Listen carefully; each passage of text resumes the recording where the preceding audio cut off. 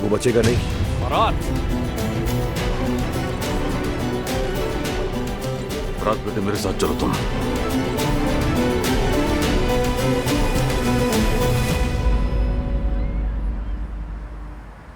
क्या हुआ मेरे बच्चों, इतनी जल्दी में हमें बुलाया? कोई मसला तो नहीं हो गया? अरे नहीं अम्मी, हमारा तो किसी किस्म का कोई मसला नहीं, लेकिन शायद जवेरिया के मुतालिक कुछ है। जवेरिया के मुतालिक क्या है? बात दरअसल कुछ ऐसी है जो उसे मालूम नहीं होनी चाहिए, लेकिन ये बात जवेरिया से मजीद छुपा भी नहीं सकते, इसलिए बेहतर यही होगा कि हमें इसका कोई हल निकालना चाहिए। बिल्कुल, हल निकालना बहुत जरूरी है। बेटी बात को इतना मत घुमाओ, जो भी है साफ साफ कहो। अच्छा ठीक है, मैं बताती हूँ। वो जेवदेद भाई और परवीन का, उन दोनों का आपस में स्कूल के जमाने में कोई अफेयर था। आप लोग गलत मत समझें, ऐसा कुछ भी नहीं था।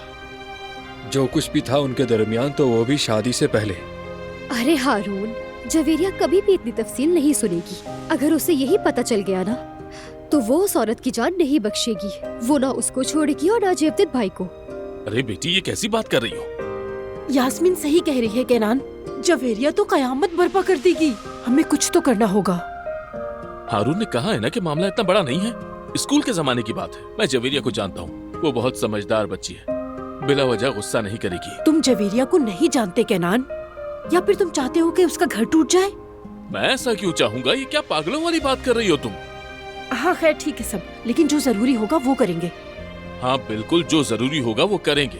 बस हम लोगों को समझदारी से काम लेना होगा, कहीं घबराहट में कोई गलती न कर बैठना। मेरा भी यही ख्याल है।